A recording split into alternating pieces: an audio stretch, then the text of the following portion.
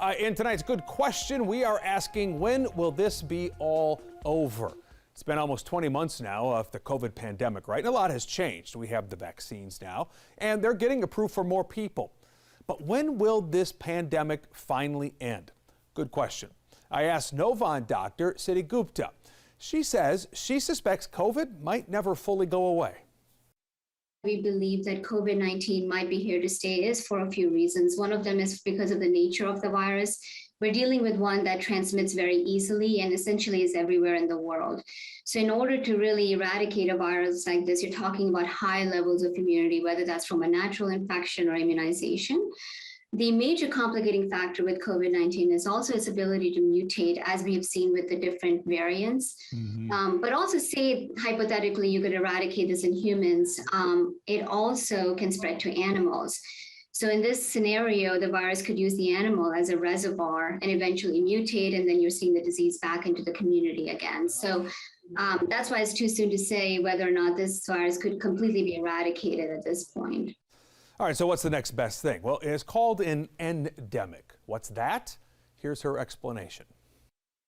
So an endemic is usually when there is a disease that has a fairly low prevalence within a population, and it behaves fairly predictably with small spikes in cases in usual locations or groups of people, and even at particular times of the year.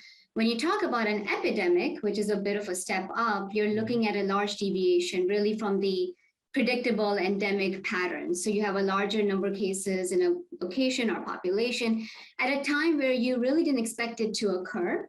And this usually occurs in a particular geographic location as well.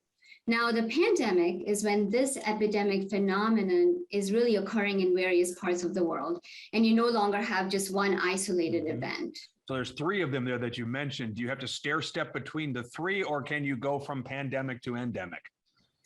So you can go from an epidemic to a pandemic, or go from a pandemic to an epidemic and then endemic. And the hope is that hopefully a COVID will go from a pandemic to an endemic within the next few months. At least we're hoping for that.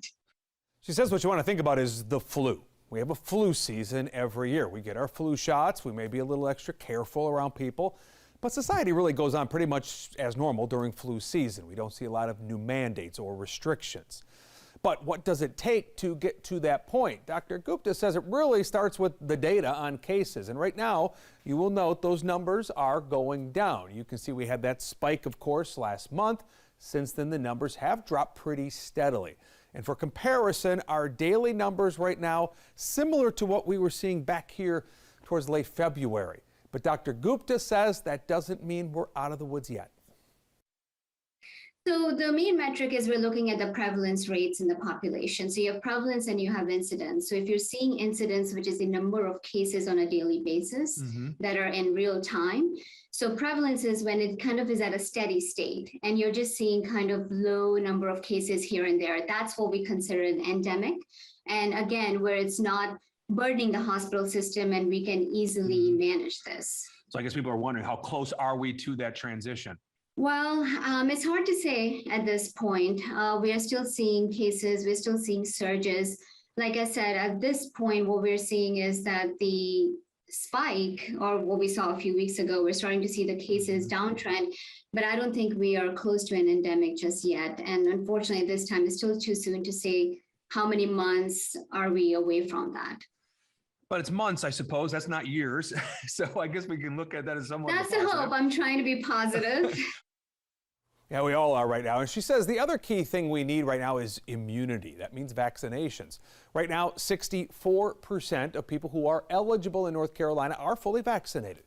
More than half the country is fully vaccinated, according to the CDC, 57%.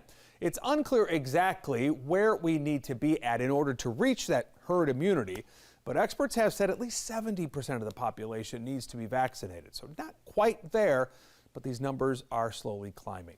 If you have a good question, send it to us. We'll try to get you an answer. Scan the QR code on your screen and tap Contact Us, or you can tweet us as well. Use the hashtag OYSTonight.